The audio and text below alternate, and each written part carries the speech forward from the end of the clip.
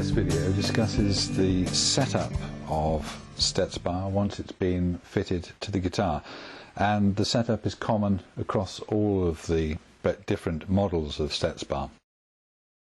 So we're going to be concentrating on a number of things: stringing, getting the Stetsbar to the 0 point or the scale length, the point at which the tremolo is in balance, and then the final intonation.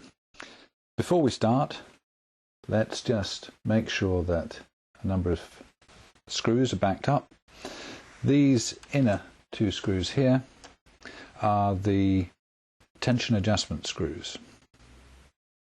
And what we want to do is to make sure that these are wound fully out to begin with, because we're going to use them a little later on.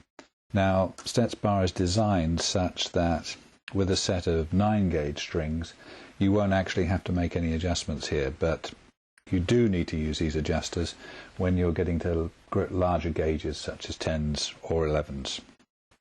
I've also mounted the arm because that helps when stringing up. So, to start, we're going to put some strings on. For those of you who may be not familiar with tremolos, I think one of the important points to look out for is the sort of strings that you do use. Here we're using George L's strings. I picked those particularly because George L's was a manufacturer, and still is a manufacturer, of pedal steel guitars, so well used to stretching strings, and their strings seem to settle in and are much more stable than other brands I've tried. However, your favourite brand may also work equally. We're going to start by stringing it up. I tend to start with the bottom E. String just drops into the Stetsbar like that, and we move it up. Another thing again that I would suggest is try not to put too many winds around the post. The more winds you put around, you may find the more slippage that goes on. So I tend to just put it through the post once, wind it back around itself, and you end up with the string actually locking itself and preventing it from moving too much on the post. It's also good to stretch the strings out, and we'll be doing that a couple of times. The main thing is to get stability on the string. And we continue to string up.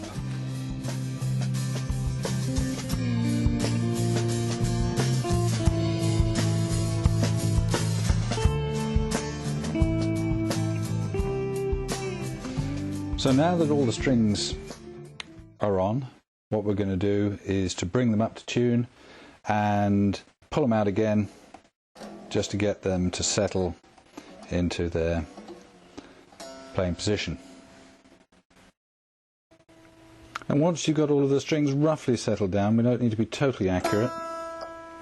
And what we want to do is to have a look at the position of the arm, and what tells us that we have the trem at 0 point is when the top of the arm here is parallel to this piece of metal here, which is what we call the ear of the bridge plate. So that's what we want to do, and that's what these adjustment screws, those two inner grub screws at the back, are all about. Now, this is a set of 10s, so it's pulled the arm forward. And what we're going to do is to gradually screw in those two adjusters, a little bit at a time, because small moves are much better than large moves, until we bring the top of that arm parallel with this part of the trem.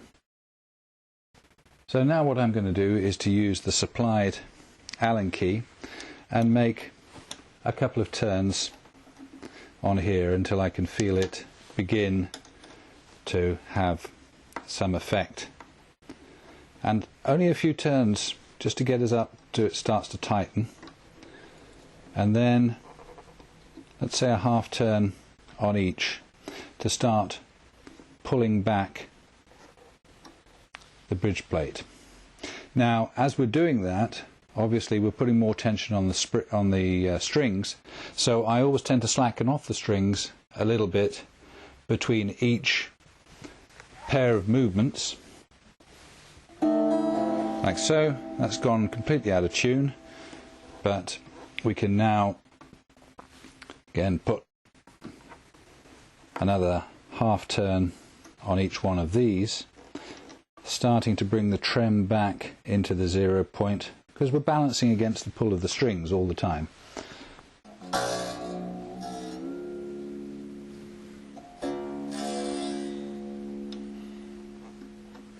We'll do another half turn there, and then slacken off on the strings once again,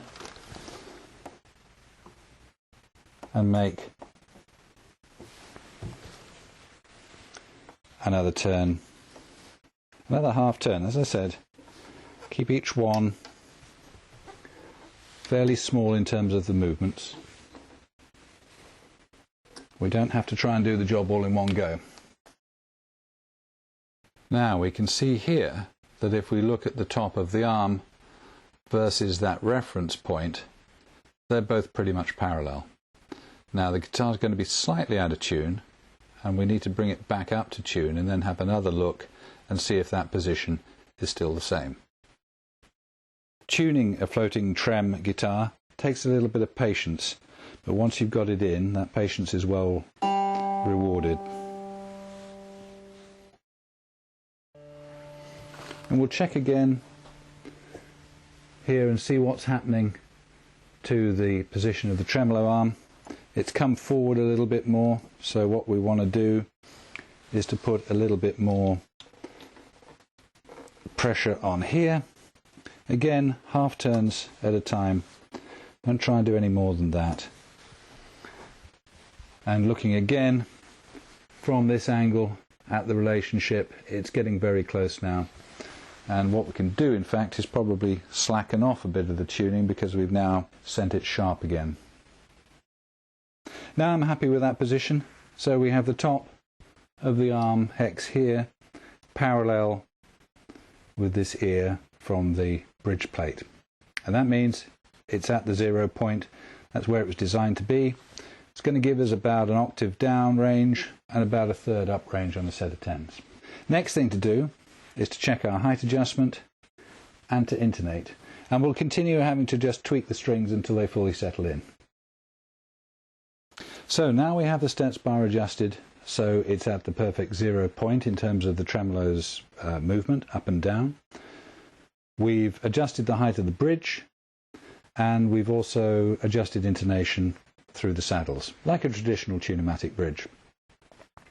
Now, if you want to drop detune, if you're one of those players who occasionally breaks strings and are only really interested in down pitch on a tremolo anyway, what you can use is the Stetsbar's inbuilt stop screws. These are the stop screws here, either side of the tension block at the back, and to use them, simply screw them forward until the front of the screw touches the back here. Now what that does is to prevent the trem arm pitching backwards, just up to it on both sides.